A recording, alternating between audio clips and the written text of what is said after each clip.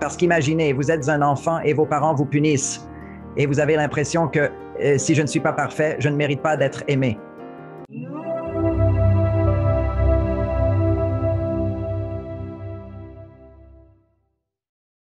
Je voudrais accueillir John Gray dans l'émission. Comment ça va, John? Je vais bien, heureux d'être avec vous. Merci beaucoup d'être venu à l'émission. Vos livres m'ont aidé tout au long de ma vie, et je ne savais pas à quel point j'en avais besoin jusqu'à ce que je me marie. C'est vrai pour beaucoup de gens.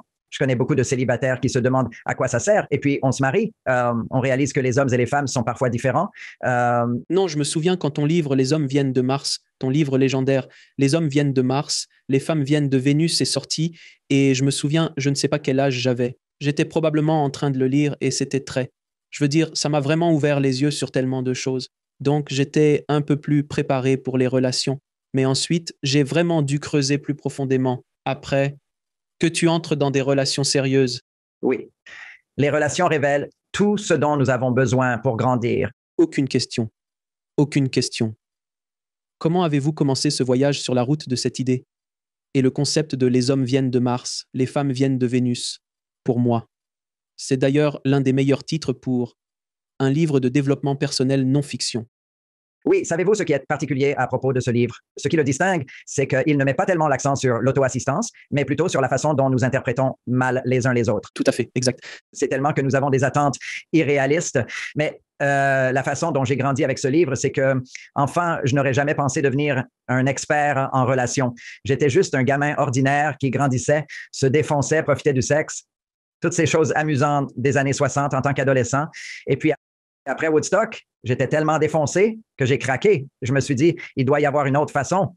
Et les Beatles venaient de dire qu'il y a une autre façon, on peut planer sans, s'effondrer. Et c'est en apprenant la méditation. Alors, j'ai appris l'AMT. J'ai rencontré Maharishi juste après le départ des Beatles. Je l'ai rencontré et je suis resté avec lui pendant 9 ans. Il a été un mentor majeur dans ma vie. J'étais son assistant personnel. J'ai vécu avec lui et enseigné ses programmes de formation des enseignants. Il a donc eu une grande influence. Ils avaient même mon poster. Ils ont étudié mon cerveau dans les années 70 quand nous avons commencé à faire des recherches sur le cerveau. Ils avaient même un poster qu'ils mettaient dans tous les centres, 600 centres, avec ma photo et le fonctionnement de mon cerveau, montrant que la méditation peut vous mettre dans cet état. Donc, je médite depuis 50 ans. C'est une grande partie de ma vie. Et j'étais moine célibataire pendant cette période. Je l'ai imité. C'est comme un master où tu maîtrises quelque chose en dehors de toi-même. La licence, c'est plutôt acquérir un éventail de connaissances. Et puis, certains vont jusqu'au master. D'accord. Il y a quelque chose qui m'attire vraiment. Je voulais devenir ça. Je suis vraiment devenu lui en quelque sorte et je pouvais répondre à n'importe quelle question qu'il aurait posée.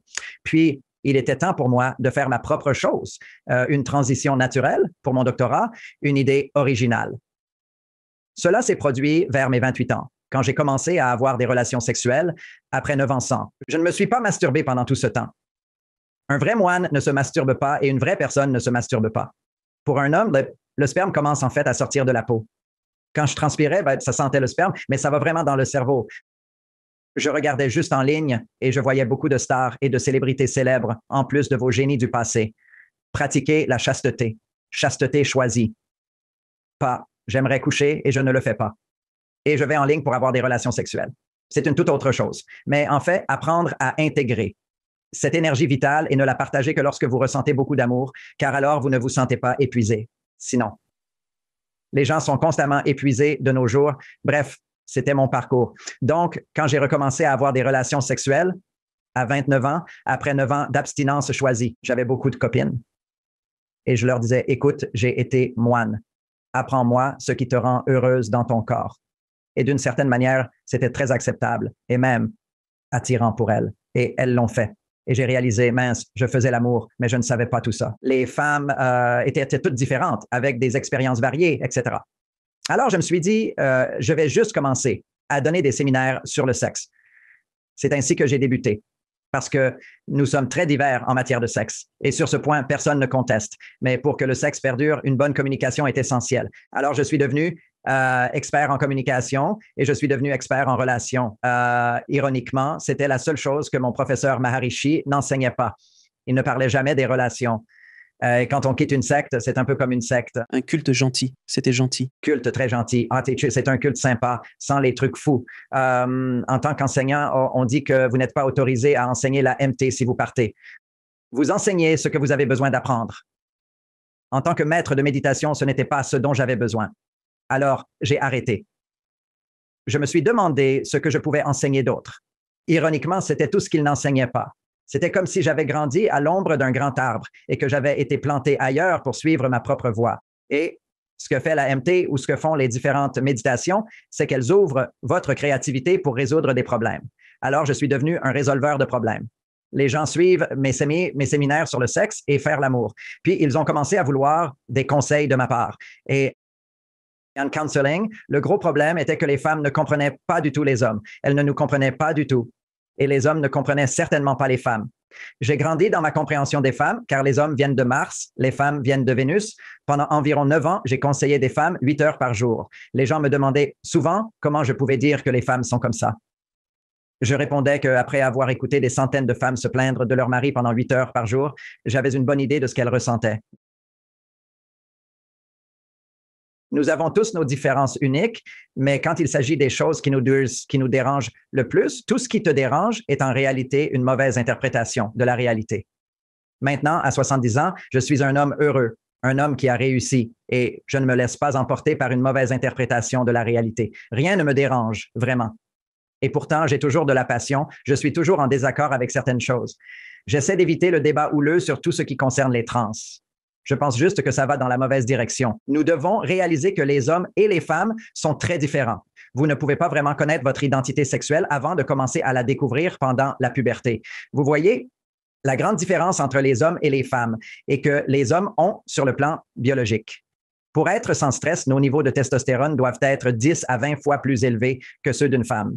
Et les niveaux d'œstrogène d'une femme doivent être 10 à 20 fois plus élevés que ceux d'un homme.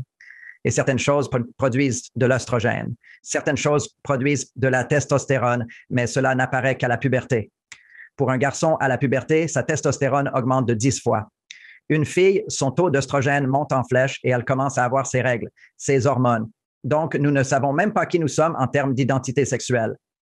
Et je sais que c'est très controversé, mais je viens de terminer toute une conférence à ce sujet, donc ça sort de moi. C'est ce qui se passe dans le monde aujourd'hui, toute cette discussion. Quand j'ai écrit « Les hommes viennent de Mars », c'était le début où les universités ont commencé à dire des absurdités comme toutes les différences de genre ne sont que des constructions sociales et que les hommes et les femmes ne sont vraiment pas si différents. Je suis d'accord. Vous savez, la société nous définit en tant qu'hommes et femmes. Je ne porte pas de robe. Je veux dire, la société, si vous êtes en Écosse, les hommes peuvent porter, vous savez. Donc, c'est la société qui dit des choses. Mais la plupart des sociétés, ou en fait, je dirais toutes historiquement, elles créent une culture qui soutient particulièrement les hommes dans la production de testostérone et une culture qui favorise les femmes dans la production de plus d'œstrogène. Parce que si les femmes ne peuvent pas doubler leur œstrogène en présence d'un homme, l'espèce mourra.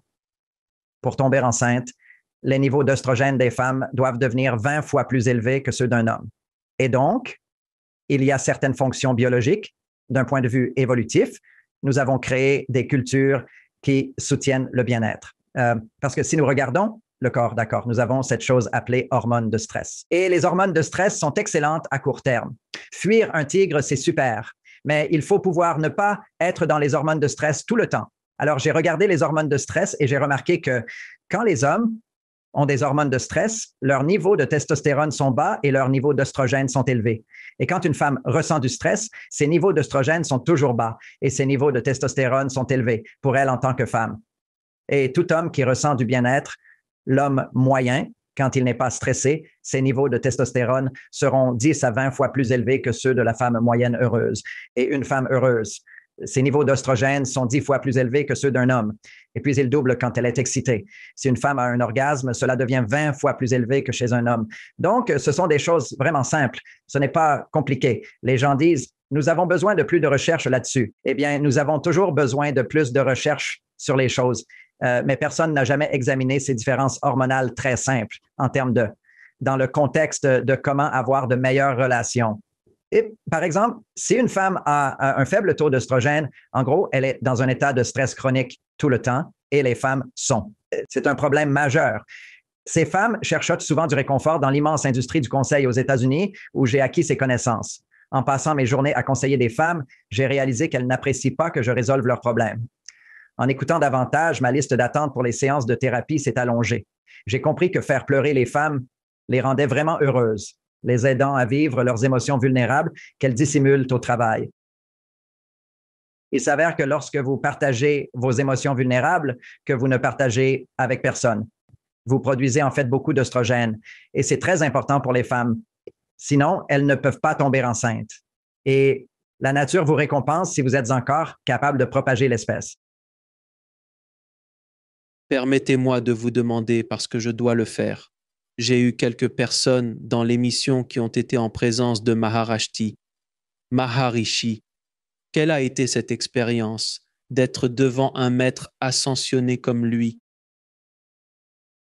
J'ai des gens qui sont là. Vous savez, 8 semaines, quelques semaines ici, 9. C'est incroyable. Alors, comment c'était ça? C'était magnifique. Et ma vie maintenant est encore plus magnifique. Mais vous voyez, tout le monde a si j'étais un joueur de basket professionnel, juste à lancer des paniers, je pense que ça s'appelle, s'il est vraiment dans le flux, c'est l'extase. D'accord? C'est une façon de vivre l'extase, c'est d'être bon dans quelque chose. Eh bien, je suis devenu vraiment bon en méditation. Et devenir vraiment bon en méditation signifie que tu deviens célibataire. Cette énergie vitale monte le long de ta colonne vertébrale et illumine ton cerveau. C'est pourquoi tous les grands yogis sont célibataires. Maintenant, ce que je suis toujours un grand yogi. Hier, j'ai pris un jour de congé. J'ai médité pendant 16 heures, d'accord? Et j'étais dans un état d'extase méditative. Et je suis tout le temps dans cet état, mais je suis toujours célibataire. Bien que j'ai appris à avoir des relations sexuelles sans éjaculer, l'état yogique très élevé, c'est vous n'avez plus besoin de transcender la vie. Vous montez pour trouver votre moi supérieur. Ensuite, vous apprenez à faire descendre votre moi supérieur dans tous vos centres d'énergie. Ainsi, vous créez du succès, payez des factures, gagnez de l'argent, avez des relations sexuelles, élevez des enfants, avez des petits-enfants, vivez dans le monde, mais apportez le divin. Donc, si nous nous considérons comme des humains, la partie humaine de nous, juste un animal conditionné, d'accord? Tout ce que nous faisons, nous pensons avoir le libre arbitre. Nous ne l'avons pas jusqu'à ce que nous fassions des erreurs et souffrions. Et puis, nous comprenons que notre souffrance est causée par nous-mêmes et personne d'autre. Alors, le divin intervient. C'est la conscience divine. C'est notre responsabilité de créer notre réalité. Donc, quand je suis contrarié, je le suis toujours. Cela fait partie de l'expérience humaine. La rapidité avec laquelle je retrouve non seulement le bien-être, mais me sens mieux et en tire une leçon. Voyez, tout notre libre arbitre. Nous sommes une espèce incroyable, c'est-à-dire que lorsque nous souffrons, nous pouvons dire, « Oh, je peux corriger cela et je peux vivre différemment. Je peux parler différemment à ma femme. Je peux me parler différemment. Je peux interpréter la réalité différemment. » C'est pourquoi la MT enseignerait l'intelligence créative. L'intelligence créative, c'est être capable de regarder quelque chose de nouveau au lieu d'une intelligence répétitive. Créer. Alors, laissez-moi créer une façon de voir.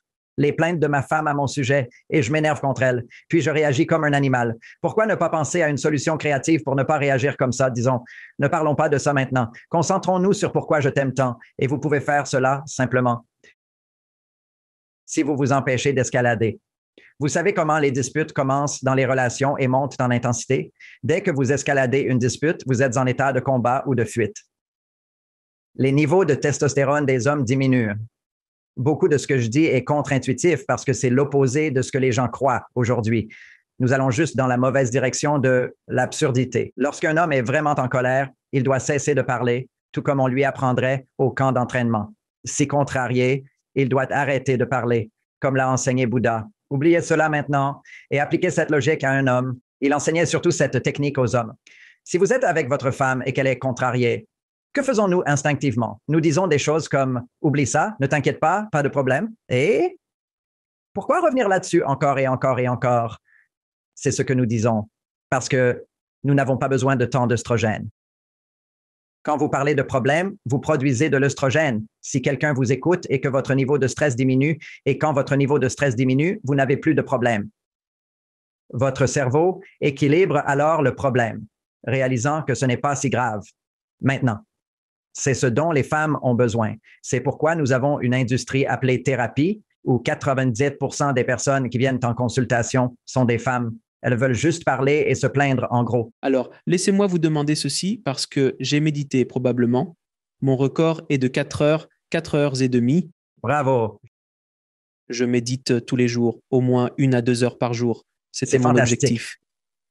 Oui, j'essaie. J'essaie vraiment de le faire au minimum. Et je ne peux même pas comprendre ce qui se passe lors d'une séance de méditation de 16 heures. Eh bien, c'est différent maintenant par rapport à avant. Maintenant, à cette époque, je devais bouger. Mon corps tremblait. Parce qu'il avait certains blocages à l'énergie qui circulait. Vous verrez des gens, ils font leur petit chapelet de japa. Ils continuent à faire quelque chose. D'accord. Cela libère tous les endroits où vous avez des blocages. Pour moi, c'était littéralement comme ce tigre, comme Tigrou pendant des heures et des heures. Et si vous pouvez imaginez quand vous faites l'amour. Y a-t-il un problème avec l'heure? Non. À ce moment précis, tu ne penses pas vraiment au temps. Vous ne pensez pas du tout au temps. Donc, si vous imaginez cette extase, si je fais juste comme ça, il y avait de l'extase et je passerai à travers. Ce que j'ai maintenant identifié, c'est essentiellement 34 niveaux, 34 niveaux de perspectives différentes. Par exemple, voici un classique. Si vous lisez des livres spirituels, vous verrez différents types de personnes éclairées. Ils le décriront différemment. Et c'est parce qu'ils le vivent un peu différemment. Alors, en voici un classique. Vous méditez. Vous réalisez que l'espace autour de vous est illimité. C'était juste la chose la plus amusante. Je dirais que c'était mon premier véritable éveil de l'illumination. C'était à 28 ans. Mais même à 24 ans, je me souviens quand je méditais. C'est à ce moment-là que je méditais, comme 1 heure ou 2. Et vous avez probablement vécu cette expérience. La façon dont je l'ai décrite, c'est que mon esprit a trouvé son lieu de repos. Oui, c'est tellement agréable. Tu vois, quand ton esprit est juste au repos et que tu es complètement détendu, il y a un flux. D'accord? Puis il y a le flux et il n'y a pas de... Le temps s'arrête. Tu es dans ce genre de béatitude. Et j'utilise le mot béatitude plus que tout autre. Extase est un bon mot aussi, mais il ne saisit pas vraiment. Explique la sensation que tu ressens, comme quand tu sors. Eh bien, il y a différents niveaux. Disons que la béatitude est un niveau. Un autre niveau est l'extase. Un autre niveau est la douceur, une sensation nuageuse de fusionner dans la douceur, tous ces différents niveaux. Et ce qu'ils sont, c'est que la plupart des gens connaissent les 7 centres d'énergie. Beaucoup de gens, les chakras. Donc, nous naissons tous avec certains centres d'énergie qui sont plus développés et d'autres dépendent des autres pour se développer. C'est pourquoi nous sommes attirés par d'autres personnes, parce qu'en présence de cette personne, il y a une connexion qui éveille ce centre d'énergie qui peut-être n'est pas si ouvert. J'ai ce truc où, pendant des années avant de devenir vraiment célèbre et tout, j'avais ces cours avec toujours 32 personnes. C'était comme si chaque personne avait certaines connexions énergétiques qui faisaient ressortir le meilleur de moi en tant qu'enseignant. Donc, nous sommes attirés par des personnes qui ont des canaux, certains canaux qui sont ouverts, qui nous aident à nous ouvrir par résonance. Et nous les aidons à s'ouvrir par résonance. C'est un peu comme certaines femmes, elles ont juste un canal et vous êtes sexuellement attiré par elles. D'autres, vous ne l'êtes pas. Il s'agit des champs énergétiques qui se connectent. Et donc, la méditation, c'est quand vous créez un canal entre différents chakras. Alors, l'un de ces canaux crée la félicité. Un autre crée une douceur. Un autre crée juste une paix sans limite. Mon préféré. Je peux activer n'importe lequel de ces 34 niveaux et ensuite, je suis un peu dans tous en même temps. Mais se concentrer sur un seul crée une expérience distincte. Et l'un d'eux est là où vous avez ceci, la présence qui vient de derrière vous et vous imprègne. Et il n'y a pas de mon. Quand j'écoute Ramana Maharshi parler de son expérience, c'est l'un des niveaux. Ils sont tous différents. Je peux comprendre l'expérience spirituelle de n'importe qui. Vous pouvez alors voir quels canaux d'énergie sont ouverts pour cette personne. Et la MT éveille principalement ce que les gens ressentent pendant la technique de MT. C'est que certaines personnes étaient attirées par cela parce que Maharishi, en résonnant avec lui, vous aiderait à éprouver la béatitude. Et puis, je me souviens que c'était comme un genre de changement cosmique sur la planète. Il appelait ça l'aube de l'âge de l'illumination. Mais on avait ces cours où il y avait comme 1000 personnes, 2000 personnes. On était dans tous ces hôtels et on méditait toute la journée. On faisait du yoga, puis on méditait et du yoga et on méditait. J'étais comme le deuxième qui a vraiment commencé à avoir une conscience réelle, profonde, illimitée. Je veux dire, littéralement, tu te promènes. Il n'y a pas de limite à ta conscience. C'est juste infini là-bas. C'est une expérience incroyable. Ça m'a vraiment époustouflé. Maintenant, ça diminue quand tu ramènes cette infinité dans ce corps et que tu ouvres d'autres centres. Mais c'est une chose que la MT a beaucoup fait. Donc, tu entends beaucoup de méditants de la MT et c'était comme cet autre gars l'a fait. Vers la même semaine, ça a commencé à m'arriver et ils ont commencé à en avoir un autre. Et puis, c'était comme si 1000 personnes vivaient toutes une conscience illimitée. C'est une conscience libre, sans limite. Puis, après un certain temps, environ 1 an ou 2 de cela, je me souviens ressentir cette conscience illimitée. Mais je veux être cette conscience illimitée, donc je veux être cela. Alors, cela devient une autre expérience spirituelle où je suis cela au lieu de simplement. Je vis une conscience illimitée, mais il y a une joie là-dedans. Chaque niveau a sa propre joie incroyable. Et puis, je suis cela une fois que tu l'es aussi. Une autre expérience s'ouvre à toi. C'est-à-dire, tout est en moi. Tout est en moi. Et la seule autre fois où j'ai eu cette expérience, c'était sous ayahuasca. Et c'était comme si toute la forêt et tous les animaux étaient en moi. Les bruits étaient en moi parce que tout est en moi. Tu es devenu un avec ton environnement. Oui, non, c'est ça, je suis cela. Mais ce je suis est différent. C'est une expérience différente d'être un avec tout ce qui m'entoure. En d'autres termes, tout ce qui m'entoure à l'intérieur de moi comme moi. Et puis tu réalises que c'est en quelque sorte la dissolution de l'ego. Lequel est-ce? Si je suis cela, mais que c'est en moi, alors je suis. Alors, qui suis-je que je suis cela là-bas, que je suis? Donc, c'est une autre de ces phrases classiques.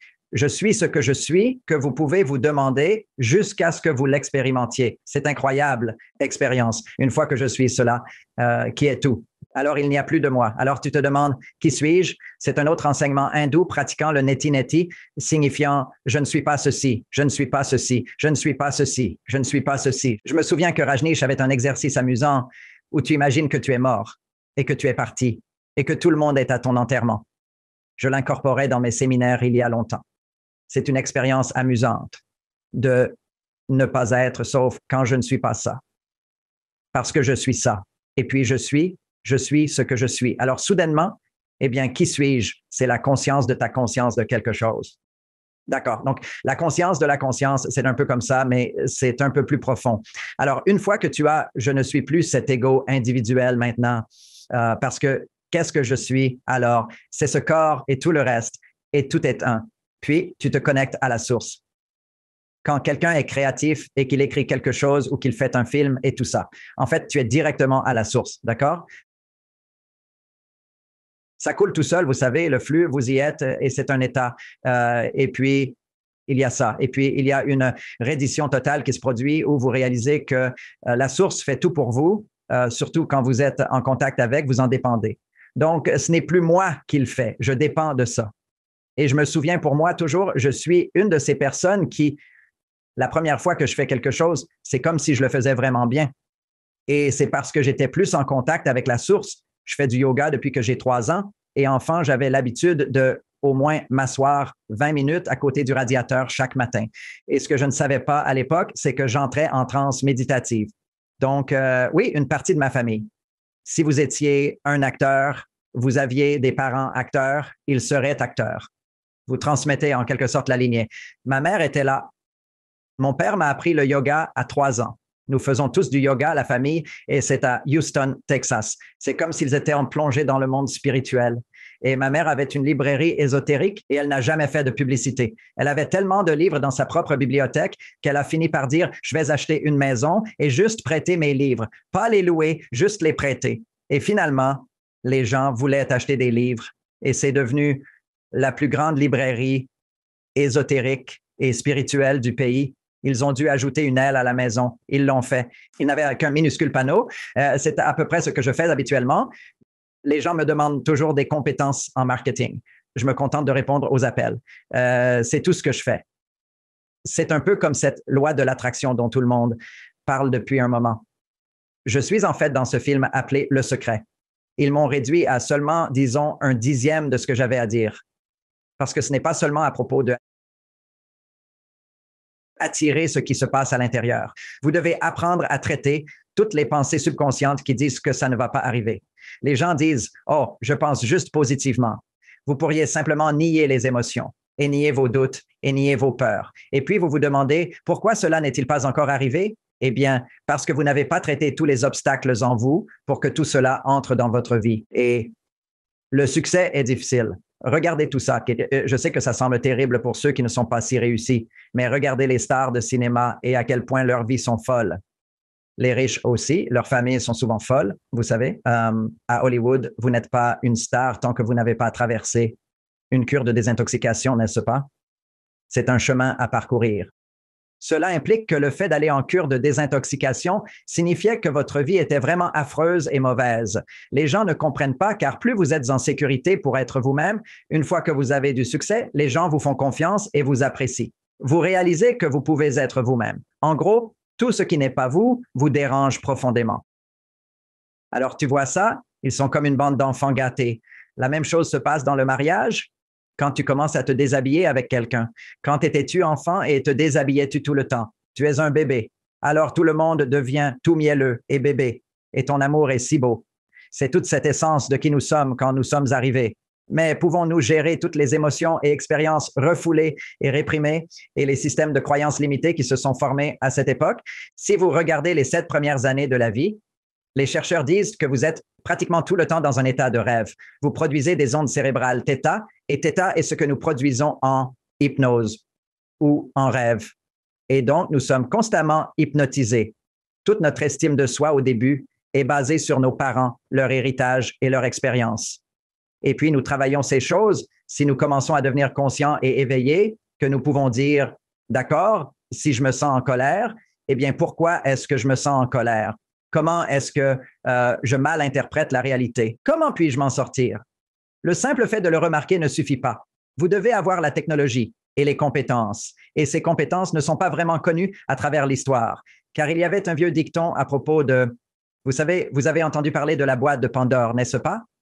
Donc, la boîte de Pandore, c'est le désir. Tant que vous n'avez pas de désir personnel et que vous êtes plus dans un collectif communautaire, vous n'avez pas de moi. Parce que dès que vous avez un désir personnel, alors vous avez de la passion. Et si vous n'obtenez pas ce que vous voulez, alors vous êtes passionnément négatif. Ce sont donc les démons qui sortent dès que vous commencez à avoir de l'estime de soi et que vous commencez à vous demander ce que je veux. Les cultures ont réprimé les gens en leur demandant ce que vous voulez, contrairement à un collectif. C'est la famille que vous respectez, les parents que vous respectez, la société. Vous donnez votre vie pour votre pays, toute cette pensée. Et puis, vous avez le bouddhisme ici qui dit, pour certains, les gens l'interprètent comme abandonner le désir, alors qu'en réalité, il disait abandonner l'attachement au désir. Mais cela minimisait le désir parce que si vous analysez certaines personnes contentes dans la vie, elles sont heureuses avec ce qu'elles ont. Elles ne désirent pas plus. Et ce qui se passe, c'est un peu comme un homme quand il prend sa retraite. Il arrête de vouloir et sa testostérone diminue. Il meurt dans les 3 ans après sa retraite. C'est ce que montrent les statistiques. Les polices d'assurance vie avec le désir. J'apprécie énormément le concept dont tu parles.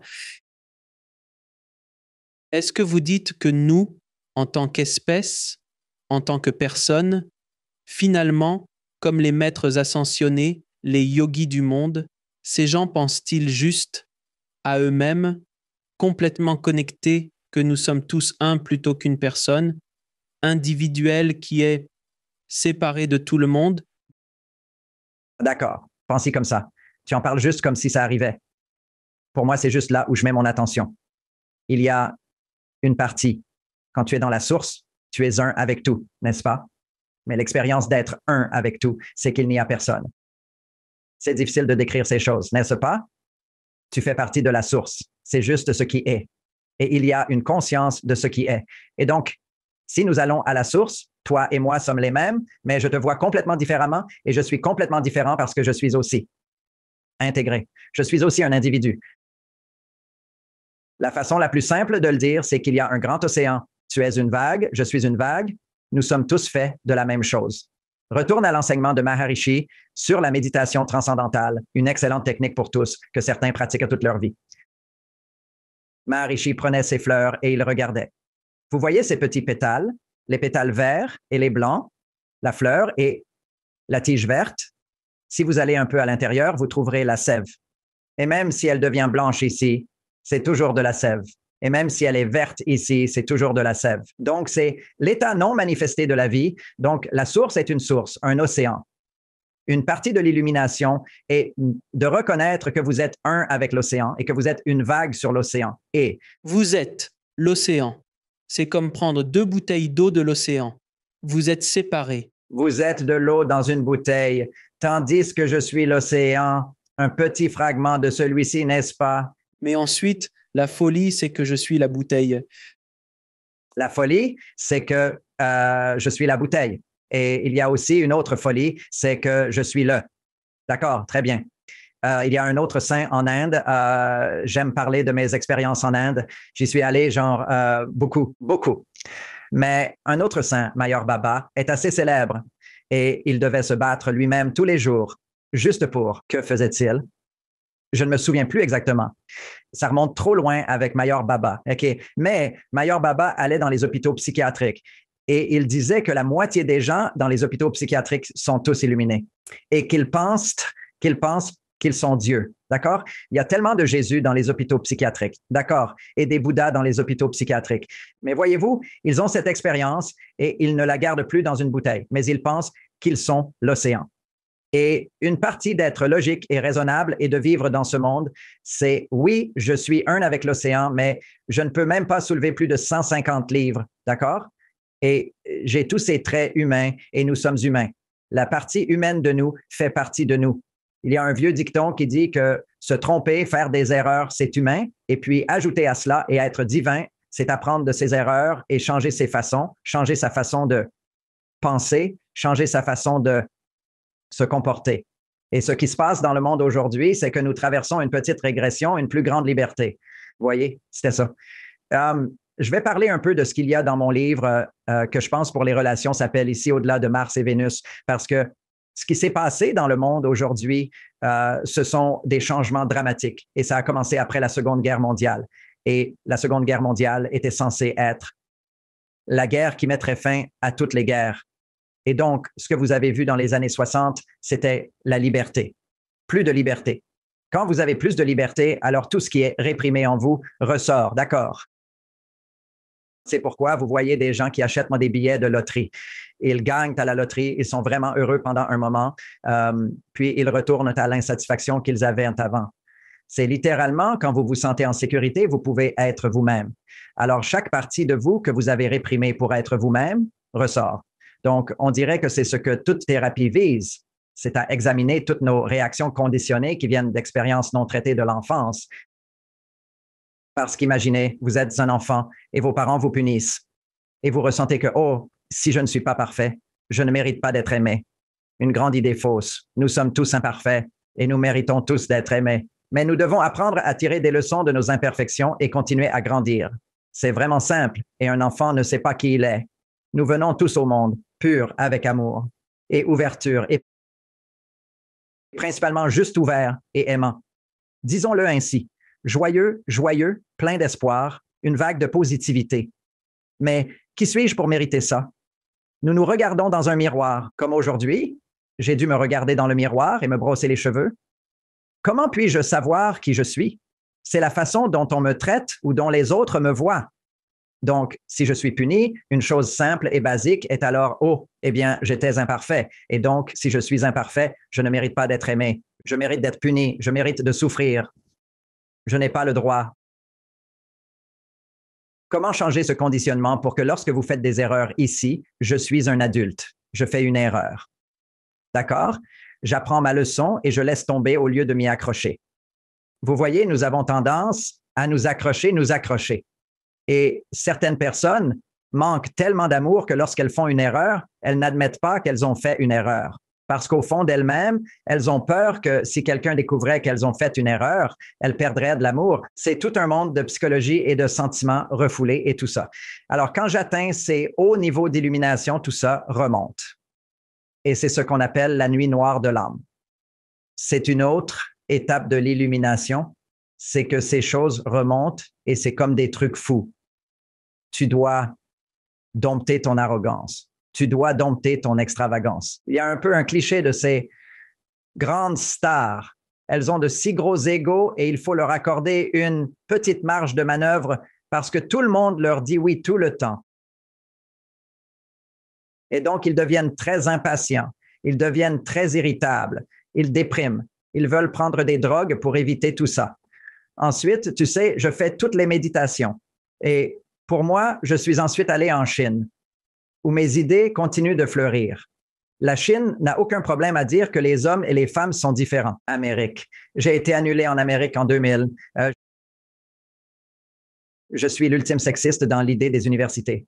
Une de mes filles est allée à Berkeley et dans ses études sociales, le professeur brandissait mon livre en disant « c'est ça, le sexisme ». Parce que Minneapolis Mars était le livre le plus vendu de tous les livres dont la fille était. Et le professeur dénigre mon livre et me cite. Et ma fille a simplement dit « Je connais l'auteur de ce livre et je ne pense pas qu'il ait jamais dit ça. Je sais qu'il ne penserait pas à ce que vous venez de dire. Avez-vous vraiment lu ce livre? » Et l'enseignante, à son crédit, a répondu « Non. » Vous voyez, affirmer simplement que les hommes et les femmes viennent de planètes différentes est considéré comme sexiste. Ce que je souhaite vraiment, c'est nous aider à comprendre nos différences de manière positive. Car si nous ne les comprenons pas de façon constructive, les hommes pourraient penser que les femmes sont folles et les femmes pourraient penser que les hommes sont narcissiques. C'est malheureusement ce qui se produit de nos jours. Alors, quelles sont les principales différences entre les hommes et les femmes dans notre manière de communiquer? Nous parlons de deux périodes, d'accord? Parlons un peu des hommes viennent de Mars. Et généralement, les gens se rapportent à cela quand ils ont des enfants parce qu'autrefois, les gens se mariaient et avaient des enfants, n'est-ce pas? Donc, dès que vous vous mariez et que vous avez des enfants, vous avez pris un engagement. Votre cœur est ouvert. Tout d'abord, vous vous mettez à nu avec quelqu'un. Cela signifie que tout votre conditionnement va remonter, car cela ramène toutes les émotions enfantines de peur. Les enfants pleurent tout le temps. Ils rient et ils pleurent. C'est beaucoup de douleur émotionnelle, de ressenti. Personne ne m'entend. Personne n'est là pour moi. Je n'ai aucun pouvoir. Je ne peux pas sortir de ce berceau. Ce sont toutes des émotions refoulées et elles ne se manifestent pas.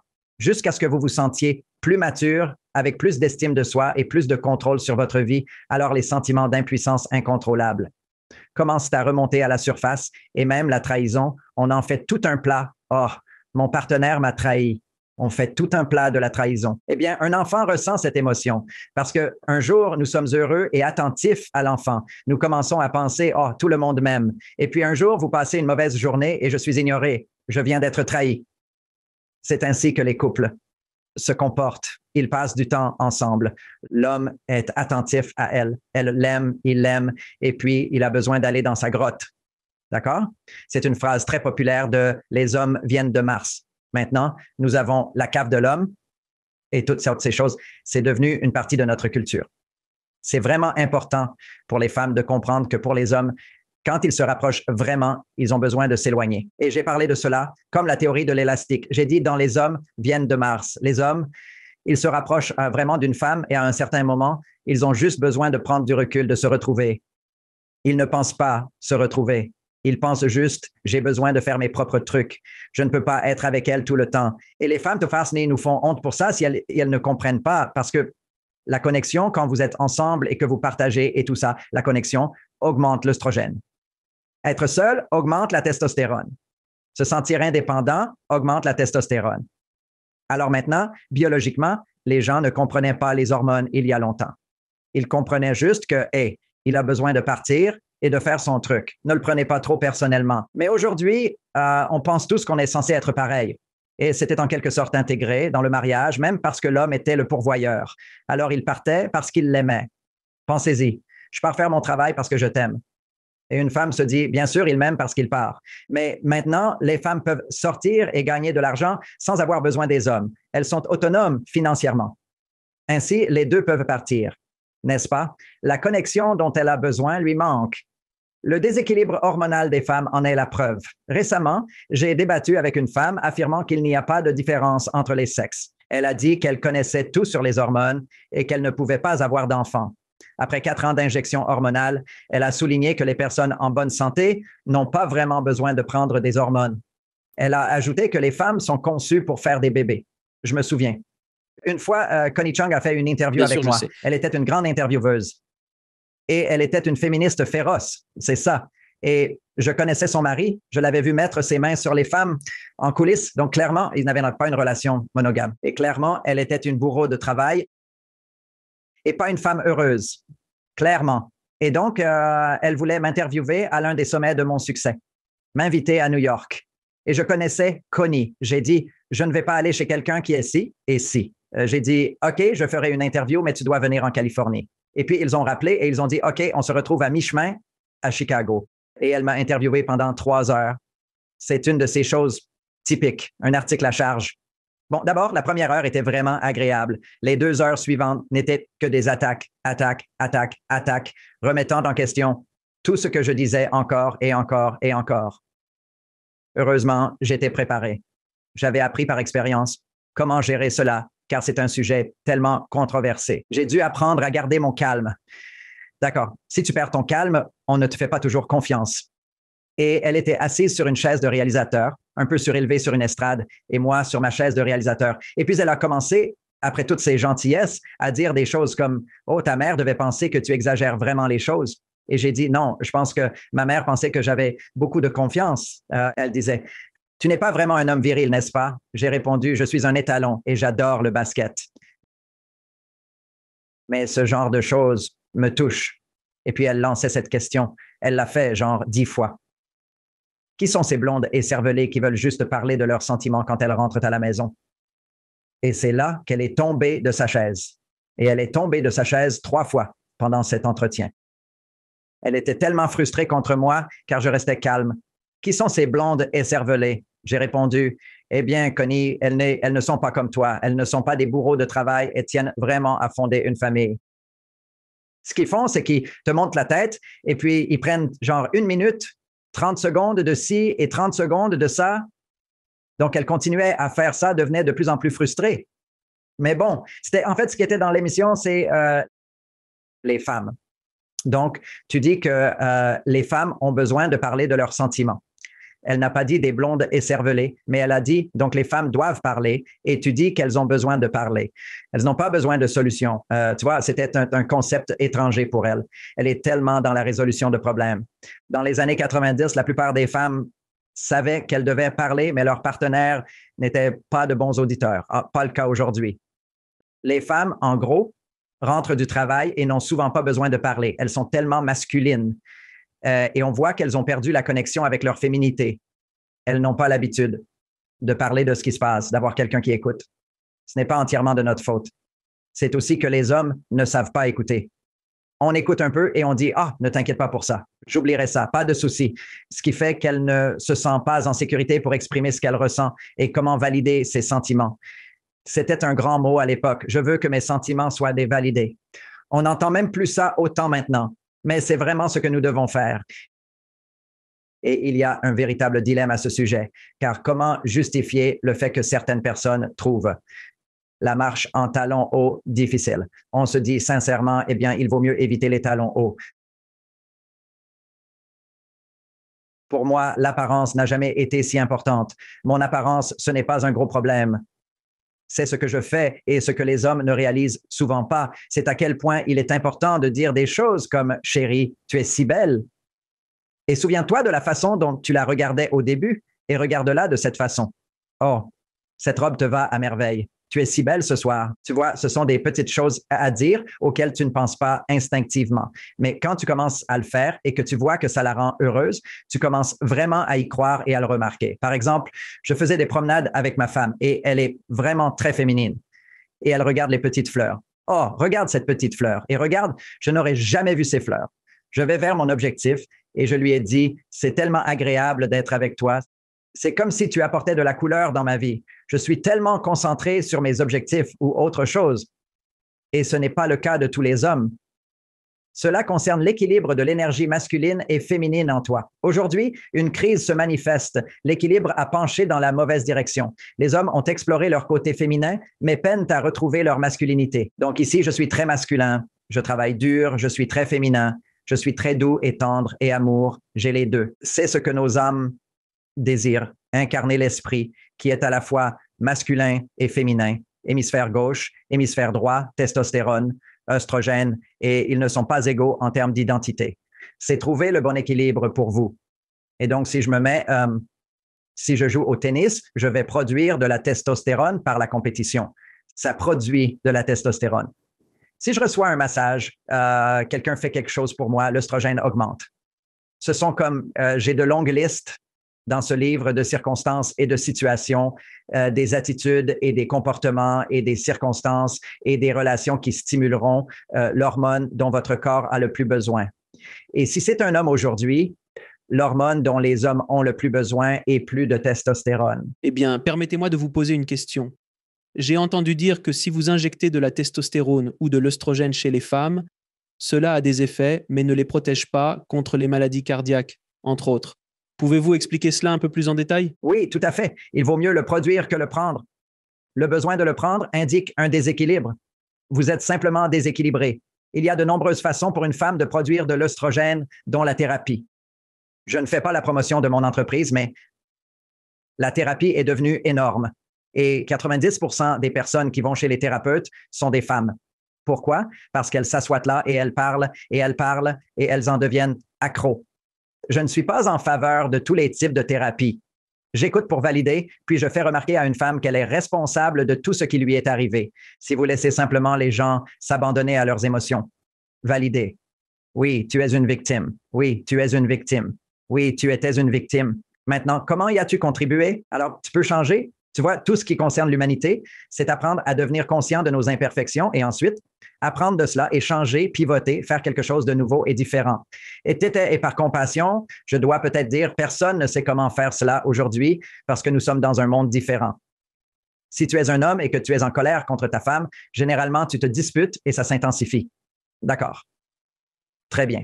Donc, la nouvelle règle est, dès que ça commence à s'intensifier, tu dis à ton partenaire, ne parlons pas de ça maintenant et concentrons-nous sur ce pourquoi nous sommes reconnaissants.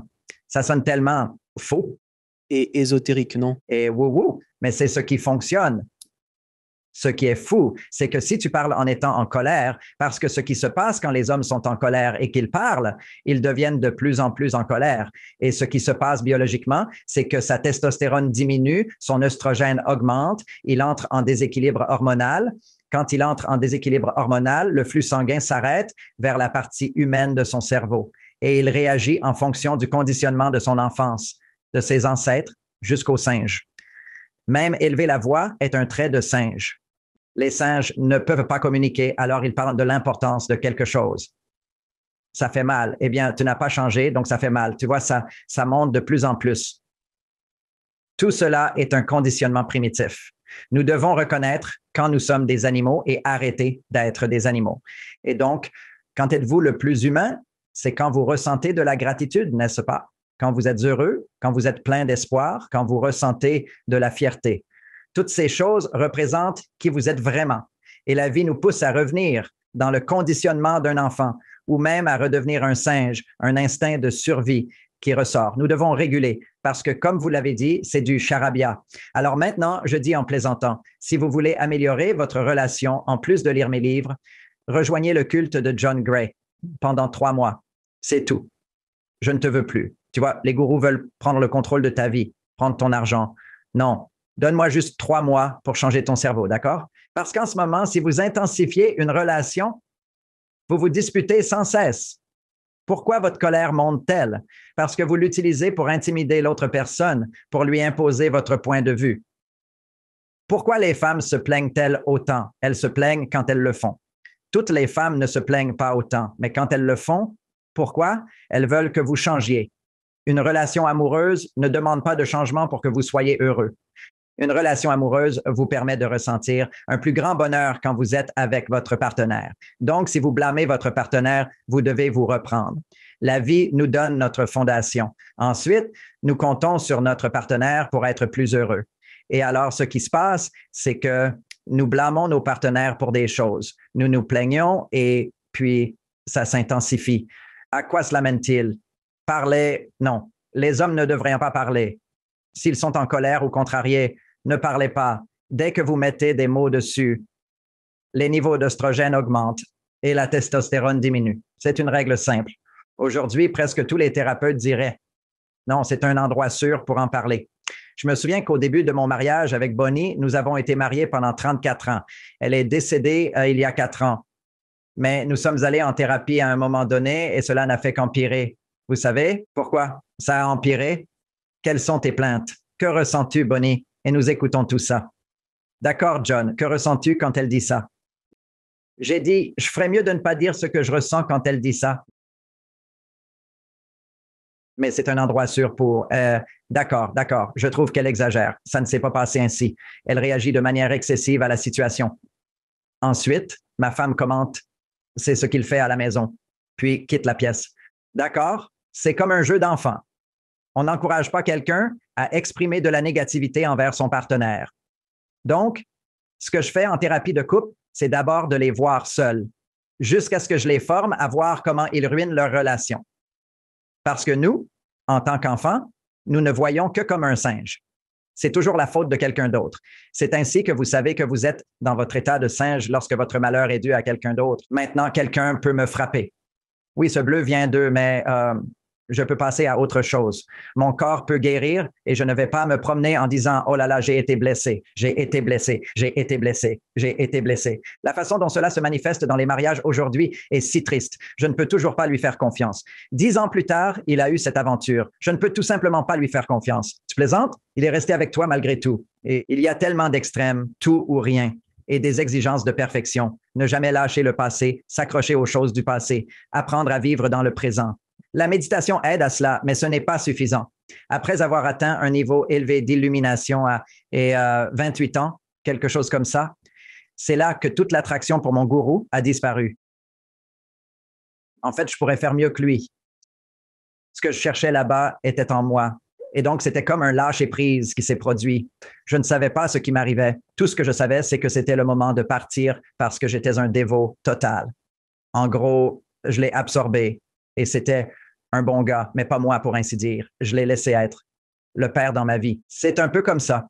Et encore une fois, ce qui manque aujourd'hui, en particulier dans la communauté noire, où nous voyons tant de violence, ce qui manque, ce sont les pères. Aucun de ces gars n'a de père. Ils ont besoin de modèles et ils ont besoin de mères qui aiment les pères.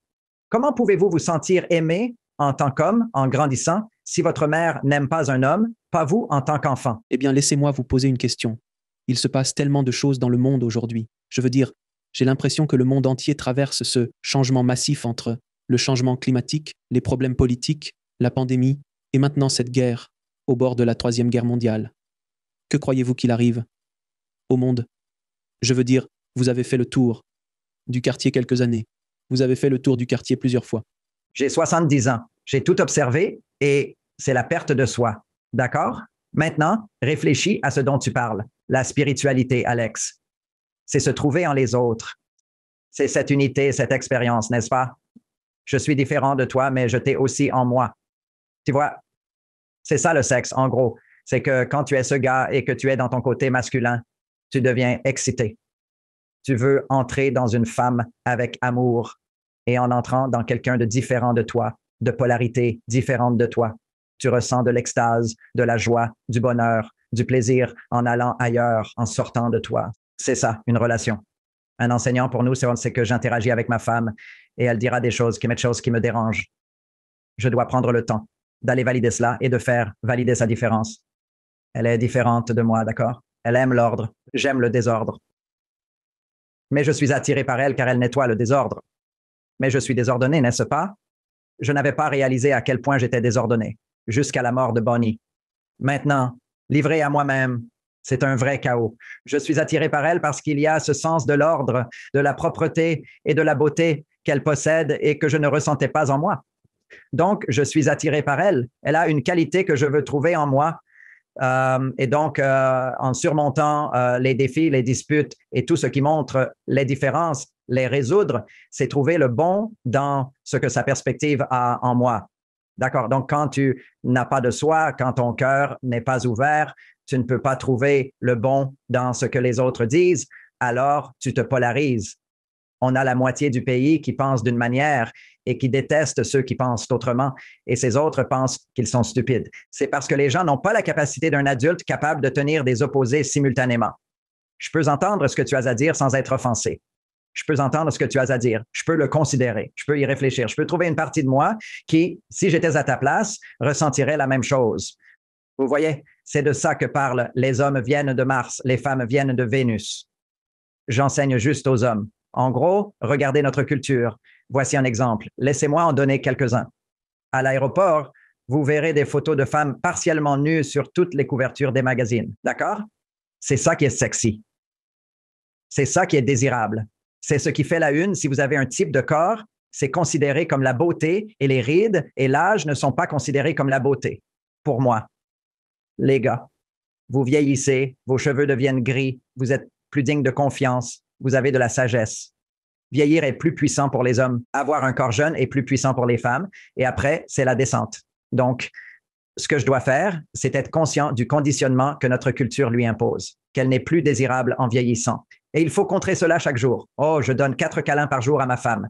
Tu es si belle ce soir. Habillons-nous. Créons des occasions où je m'habille pour qu'elle puisse porter de jolis vêtements qui la font se sentir plus belle parce que son corps seul n'est plus aussi beau qu'avant selon les normes culturelles et ainsi de suite. Avoir une vie sexuelle épanouie est important pour que les femmes soient orgasmiques. Si une femme n'a pas d'orgasme régulier, il est vraiment difficile d'avoir de l'estime de soi. Et puis, elle passe du côté masculin et dit, oui, j'ai de l'estime de soi. Je peux faire ceci, je peux faire cela et je peux faire ceci. Et elle ne peut pas dormir la nuit. Elle prend des antidépresseurs et elle a toutes sortes de problèmes psychologiques. Elle n'est pas heureuse. Et bien sûr, elle blâme son malheur. Eh bien, si mon mari faisait ceci et cela, alors je serais heureuse. Non, tu n'es tout simplement pas heureuse. Tu dois te réveiller et réaliser que l'illumination, c'est reconnaître que tu es responsable de tes réactions émotionnelles. Tu ne peux pas changer tout dans le monde comme tu le veux tout de suite.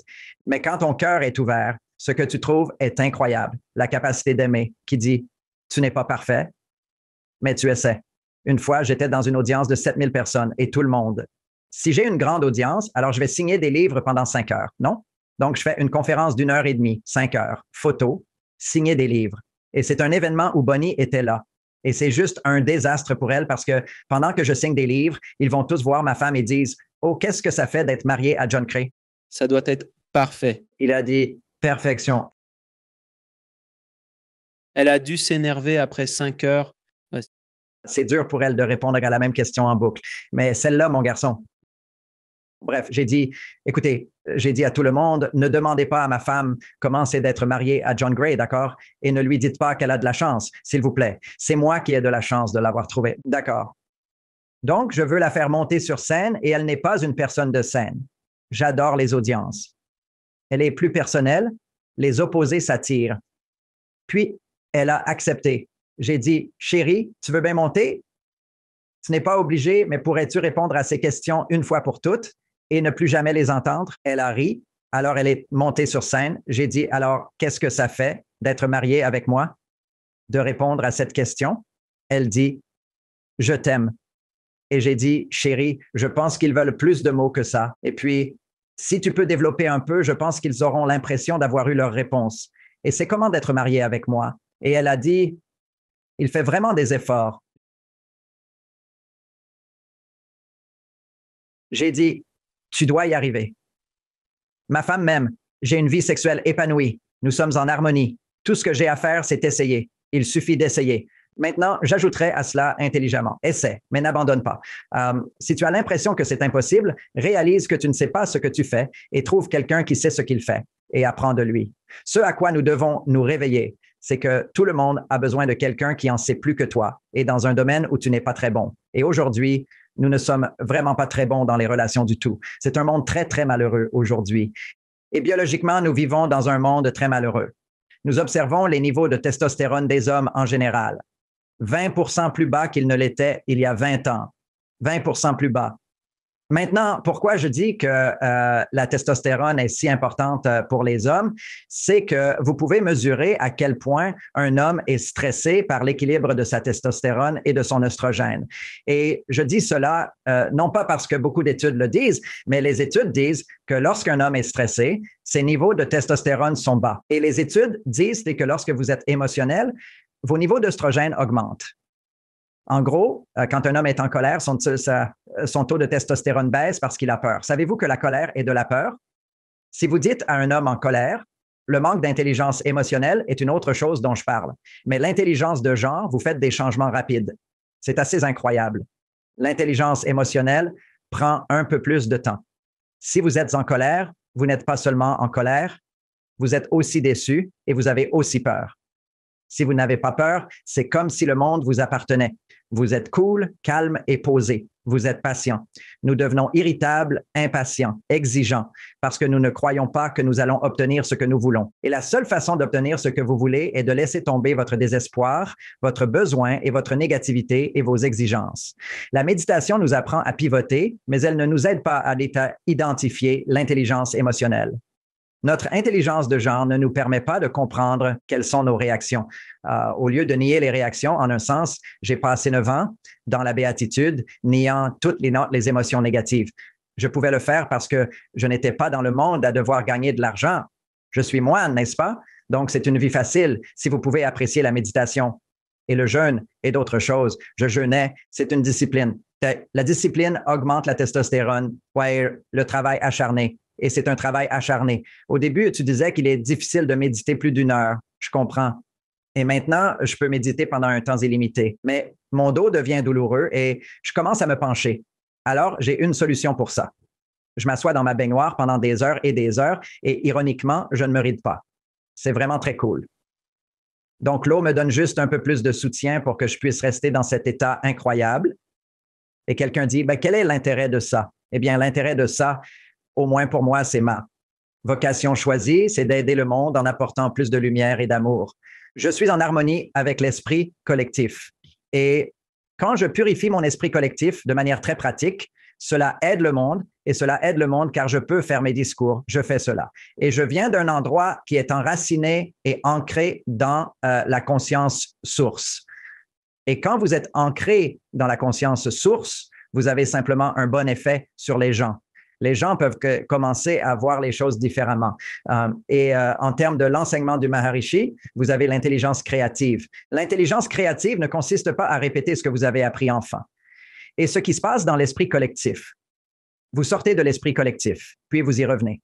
Einstein a parlé de ce concept de conscience collective et quand vous transcendez la conscience collective, vous en sortez pour prendre une autre perspective, puis vous la ramener et l'appliquer d'une certaine manière. Et quiconque peut sortir, c'est une bonne chose à faire pour le monde, c'est de continuer à sortir pour apporter plus. Et ce qui se passe, c'est que lorsque vous apportez au monde, cela vous abaisse. Les gens ne réalisent pas cela. Sachez qu'ils ont mis Jésus sur une, vous savez, le gars saignait et dedans. Donc, être spirituellement éclairé ne garantit pas que de bonnes choses se produisent toujours. C'est vrai. Très vrai. Ma blague à ce sujet est que quand tu es une feuille blanche, si tu es une lumière brillante, les moustiques viennent, d'accord? Les insectes vont vers les lumières brillantes, mais c'est pour la croissance de notre âme, parce que tout ce qui peut. N'importe quel genre de choses bouleversantes qui peut m'arriver et les choses sont bouleversantes, je le traite juste comme ça et je reviens à voir, d'accord? Où est-ce que ma pensée est décalée? Où est-ce que mon comportement est décalé? Pourquoi est-ce que j'attends l'impossible? Attendre trop? Laisse-moi retrouver mon équilibre où mon cœur s'ouvre à nouveau. Donc, une sorte de mesure d'un éclairage pratique, c'est quand quelque chose te dérange, à quelle vitesse peux-tu revenir à la réalité? C'est-à-dire, tout va bien, tout va bien. Les gens apprennent toutes les leçons qu'ils doivent apprendre. Et je sais que les gens peuvent dire, qu'en est-il de cet enfant? Qu'en est-il de tout ça? Horrible. Ces gens ne craignent pas leur réalité. Ce que je dis, c'est que quand vous êtes en contact avec la source, quand vous êtes un avec la source, alors vous commencez à créer votre vie exactement de la manière qui fonctionne.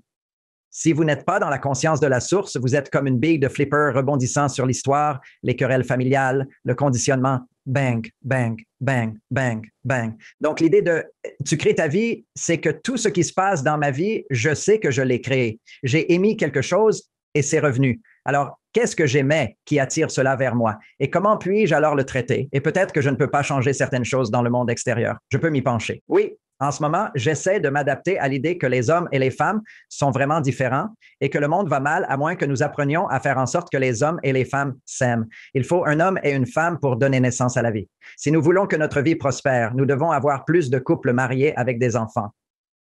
Nous devons avoir moins de divorces, plus de compréhension, plus de liberté d'être nous-mêmes ce qui ne signifie pas quitter notre partenaire parce que nous ne sommes pas d'accord, mais se trouver soi-même et trouver l'autre pour plus d'harmonie au lieu d'être offensé partout, ce qui est juste une mesure d'une estime de soi dramatiquement basse associée au stress. Je prends cela comme une simple réaction au stress. Exactement. Vous ne pouvez pas réagir au stress à moins que, si vous êtes un homme, vous ayez perdu confiance. La confiance génère de la testostérone et de l'action. Si vous manquez de confiance, vous serez en colère, effrayé, compatissant ou accro. Ainsi, quand les hommes ne sont pas sûrs de leur masculinité, ils se tournent vers leur féminité, ce qui est positif. La féminité, c'est faire ce que vous aimez, ce que vous adorez, ce qui est agréable, dormir, se faire masser, manger, savourer une glace. D'accord? Fais ce que tu aimes. Ça produit de l'œstrogène. Je me souviens encore, ado, j'adorais cette chanson. Fais ce que tu aimes, fais ce que tu aimes, fais ce que tu aimes. C'était toute la culture des hommes vers leur côté féminin. Heureusement, j'ai trouvé que la méditation me ramenait à mon côté masculin, la discipline de la méditation. J'étais un peu extrémiste. Je ne le recommande pas autant pour tout le monde. Mais il faut devenir extrêmement soi-même. Et c'est qui je suis. Et cela fait partie de me trouver parce que j'avais tellement de mon côté féminin. D'accord. J'ai toutes ces émotions et tous ces sentiments. Alors, j'ai appris à être un Bouddha où tu oublies simplement tous tes problèmes et tu atteins un état de paix et tu ne t'inquiètes pas de ces choses et tu ne peux pas te laisser aller. J'étais plutôt ascétique, ne mangeant qu'un seul repas par jour, ce que je fais encore aujourd'hui. Maintenant, la science dit que c'est la meilleure chose pour ta santé, le jeûne intermittent. Seulement 8 heures pour manger pendant ce temps. Le monde a pris la mauvaise direction et nous en voyons les résultats. Et je ne suis pas négatif à ce sujet parce que je sais que les gens ne changent pas dans une direction positive tant qu'ils ne souffrent pas en allant dans la direction qu'ils prennent. C'est ça. On ne peut pas pivoter tant que ce n'est pas douloureux. Si les gens ne changent pas, nous sommes juste des gens confortables. Je n'irai pas à la salle de sport à moins de devenir gros. Je n'abandonnerai pas la glace à moins qu'elle ne me fasse grossir. Et si je suis gros, ça ne me fait pas du bien. D'accord? Je veux me sentir bien et mince. Je veux pouvoir faire mes exercices de yoga et ça fait vraiment du bien. Je veux aussi avoir ma testostérone. Donc, je suis un homme en bonne santé. Je prends beaucoup de plaisir au lit. C'est une grande part de l'humanité. Et si les gens ne veulent pas ça, c'est d'accord, mais ils n'ont pas le choix. Ce que je fais, c'est donner aux gens au moins l'option dont je vais parler. Savoir. Voici comment vous pouvez le faire. Même nous parlons de sexe. Laissez-moi prendre un moment pour en parler. Est-ce que ça va, Alex, ou vas-y? D'accord. Donc, ici, c'est une société accro au sexe. Notre société est accro au sexe. Les femmes sont accros à paraître sexy, mais les hommes sont accros au sexe. Et je me souviens d'une émission de Bill Maher que je regardais et Bill Maher riait. Vous savez, une de ces célébrités qui trompait sa femme, il a dit « Oh, je suis tellement désolé, j'ai une addiction sexuelle. Je vais aller à la clinique. » Et Bill a fait la blague. Il dit simplement « Tous les hommes sont accros au sexe. Si tu peux comprendre quel est le problème. » D'accord. Donc, ayant été célibataire, je comprends le pouvoir de ne pas laisser tes addictions te contrôler. Avoir des relations sexuelles, c'est faire ce que vous aimez. Tout ce qui consiste à faire ce que vous aimez, c'est être du côté féminin. Donc, nous avons une culture d'hommes accro à toutes les addictions, car quand un homme a une addiction, il fait ce qu'il aime, n'est-ce pas? Même si ce n'est pas productif pour lui. On ne peut parler d'addiction sans qu'il y ait des conséquences. J'aime faire l'amour, enseigner, écrire des livres. Donc, ce ne sont pas des addictions, mais simplement ce que je suis là pour faire. Mais si cela me faisait ignorer ma femme tout le temps, alors je serais un bourreau de travail. Si ma vie était perturbée par une addiction quelconque. Donc, de toute façon, finalement, les recherches sont sorties et elles montrent que quand les hommes éjaculent le samedi, ils le font avec des athlètes de 25 ans. Vous avez des rapports sexuels le samedi soir, puis attendez. On leur demande ensuite de s'abstenir de masturbation ou de rapports sexuels pendant 6 jours. Le 7e jour, leur taux de testostérone augmente de 50%.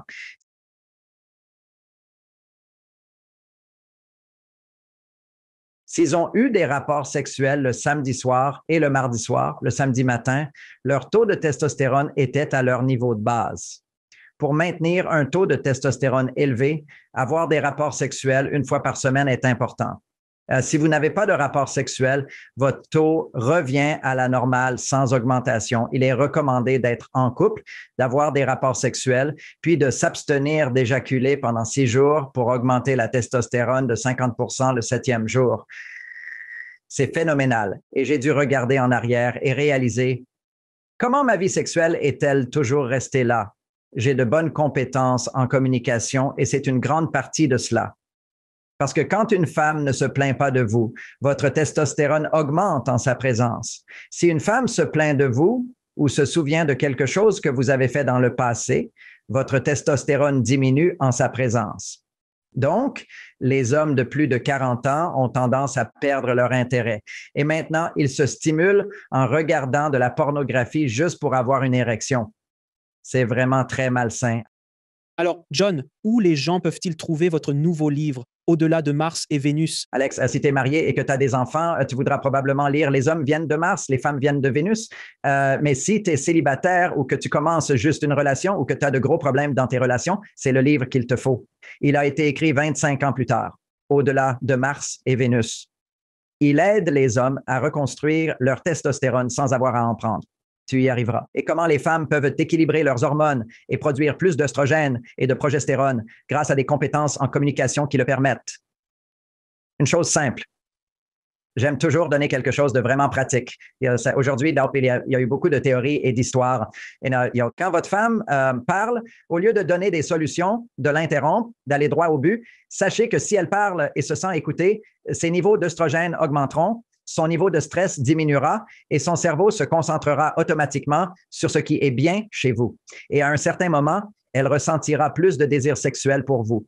Tout cela parce que l'œstrogène augmente. Donc, l'une des choses principales à faire est de faire attention à la façon dont vous communiquez quand elle dit des choses qui vous dérangent. Essayez de garder une distance, de ne pas réagir. Les hommes doivent avoir un pivot. Où allez-vous? Vous dites, dis-moi en plus, aide-moi à mieux comprendre. Sachant qu'à chaque fois que vous dites, aide-moi à mieux comprendre, vous marquez des points avec elle et son taux d'œstrogène augmente de plus en plus et ensuite, elle va vous désirer. Et c'est l'une des choses que vous voulez. Bien avant cela, elle va vous aimer davantage, vous apprécier davantage parce que vous lui offrez un cadeau que personne d'autre ne peut lui donner. Toute la journée, elle est du côté masculin, réprimant cette partie d'elle-même. Alors, ces sentiments vont ressortir. En général, ils sont très exagérés, irrationnels. Ils n'ont aucun sens. Vous pourriez toujours utiliser la logique pour les déconstruire. Elle n'a pas besoin que vous fassiez ça. C'est ce que vous devez faire. Si tu es contrarié, arrête de parler, écoute davantage. Et si ça te dérange encore parce que tu perds le contrôle ou que tu prends tout personnellement, cela signifie que ton œstrogène augmente. Tu dois dire, ne parlons pas de ça maintenant. J'ai besoin de le traiter ou de réfléchir. Éloigne-toi un moment. Fais quelque chose pour augmenter ta testostérone, quelque chose de stimulant, quelque chose où tu es bon pour résoudre des problèmes sans conséquences négatives plus tard, ce qui signifie ne va pas juste regarder du porno. Cela augmentera ta testostérone, mais elle redescendra aussitôt. Les personnes qui regardent du porno voient leur taux de testostérone baisser. L'industrie du porno valant des milliards prétend que cela n'a aucun effet sur la testostérone. Absurde. La seule recherche soutenant mon point de vue, en plus de mes 70 ans et d'un taux de testostérone 50% plus élevé en permanence, tu ne peux pas dire c'est la science. Je te donne juste mon expérience. Parce que je ne me masturbe pas, je n'éjacule pas. Et j'ai aussi appris quelque chose, pas dans cette discussion, mais en tant qu'homme, comment tu peux avoir beaucoup de sexe avec quelqu'un que tu aimes sans avoir à éjaculer. Parce que tu peux alors avoir des rapports tous les jours. Combien de mes amis de 70 ans ont des rapports tous les jours? J'ai plus de temps pour le faire. Mais je dois te demander, comment la femme ressent-elle que tu n'éjacules pas? Elle le prend personnellement? Est-ce que ça lui importe? C'est un grand sujet. Oh non, nous sommes tous les deux multi-orgasmiques ensemble. C'est bien au-delà de l'éjaculation. Les femmes aiment l'éjaculation parce que c'est une montée d'œstrogène chez un homme, d'accord? C'est quand, en gros, son corps ne peut pas gérer autant de plaisir. Et maintenant, ton énergie ne va pas en elle. Donc, la tension s'accumule et l'éjaculation est la libération de cette tension parce que ton niveau d'œstrogène monte en flèche. Donc, il y a ce sentiment qu'elle ressent quand cela arrive qui est vraiment bon pour elle. Et c'est ton orgasme. Mais quand tu peux avoir plein d'orgasmes avec elle, elle est sur un tout autre plan de bonheur et elle ne perd pas le désir pour le sexe. Les femmes perdent le désir pour le sexe.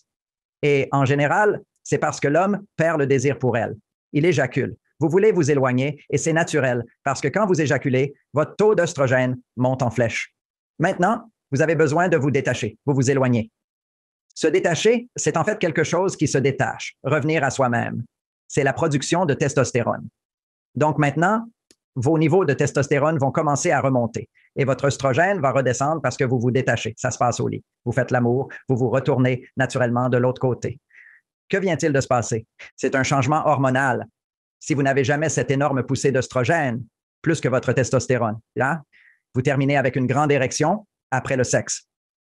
Elle est plus grande qu'à l'adolescence car il n'y a pas de grande libération de testostérone. Vous gardez toujours votre testostérone et votre oestrogène, juste un peu. D'accord, il faut qu'on y aille maintenant. D'accord, d'accord.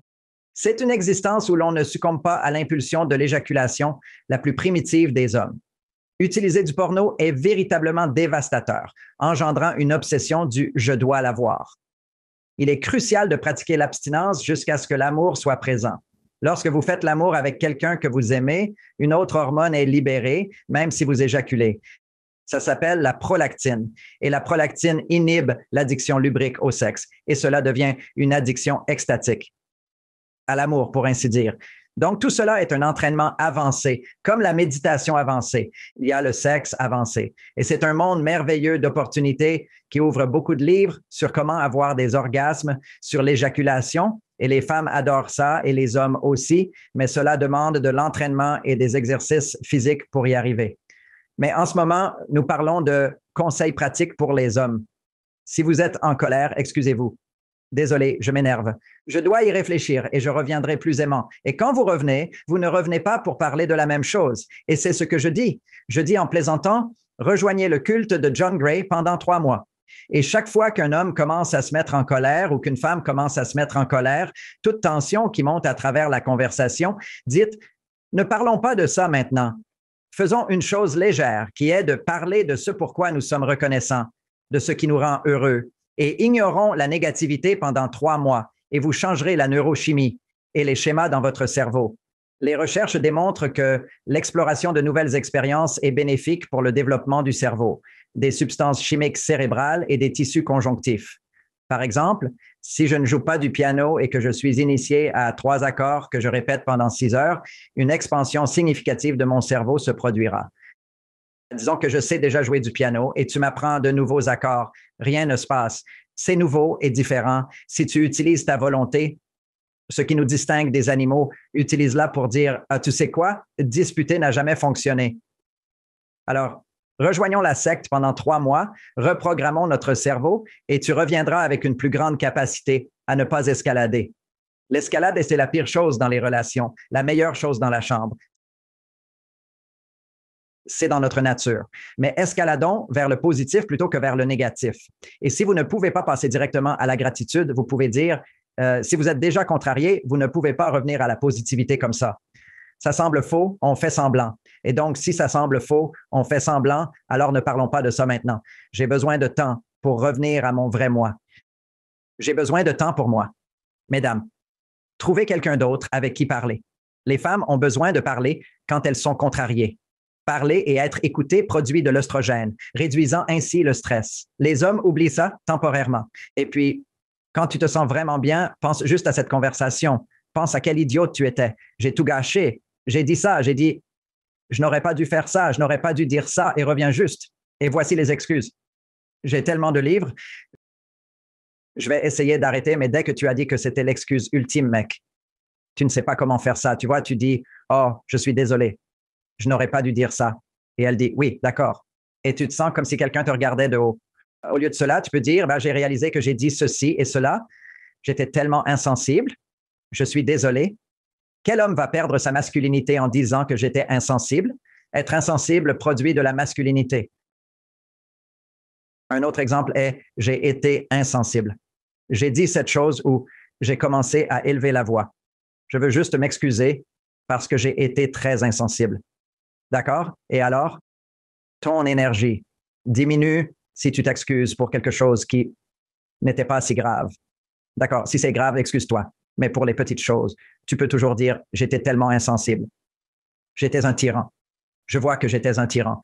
Ou vous pourriez dire, j'ai réalisé que la façon dont je vous parlais et que j'ai élevé la voix, j'étais tellement méchant. Je peux être plus gentil maintenant. Je veux être plus gentil maintenant. Donc, tout est à question de reconnaître votre responsabilité avec quelque chose que j'appelle des Nadia, qui sont des noms négatifs pour exprimer qui vous êtes, plutôt que de dire que vous êtes inadéquat. Bref, il y a tant d'outils. C'est dans mon livre Mars et Vénus, en rendez-vous. Il regorge de bons conseils, même pour les couples mariés. Je veux dire, John, écoute. Tu as aidé tant de personnes, hommes et femmes, à travers le monde au cours des 30, 40 dernières années à ce stade. Merci beaucoup pour tout le travail que tu as accompli.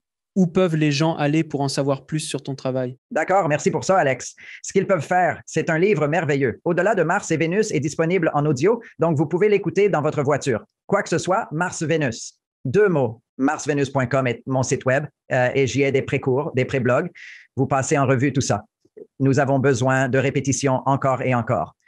Je veux dire, j'ai un petit mot, Phil, sur mon réfrigérateur. Ne résout pas son problème. Un autre que j'ai est ne parle pas. Ne parle tout simplement pas. Bien sûr, les femmes veulent dire, d'accord, qu'est-ce qui se passe à l'intérieur? Et dès que vous parlez, pourquoi diriez-vous cela? Eh bien, comment pourriez-vous dire cela? La dispute commence alors dès qu'il y a une tension, passez à. D'accord? Ne parlons pas de ça maintenant. Concentrons-nous sur le positif et apprécions. Voilà une autre chose, quelque chose que j'apprécie chez toi, pour lequel je suis reconnaissant, dont je suis fier. Change ton état d'esprit. Rééduque ton cerveau à ne pas toujours aller vers le négatif. C'est là que ça s'envenime. Reviens au positif. Merci beaucoup de m'avoir invité dans ton émission, Alex. C'est un plaisir de parler avec toi. Et merci beaucoup pour tout le bon travail que tu as accompli au fil des ans, mon ami. Je l'apprécie vraiment, vraiment. Et merci d'être venu à l'émission. Je te souhaite un succès continu et une aide continue, monsieur. Merci. Merci de regarder. Cliquez sur une des vidéos ci-dessous pour poursuivre votre voyage. Et n'oubliez pas de vous abonner.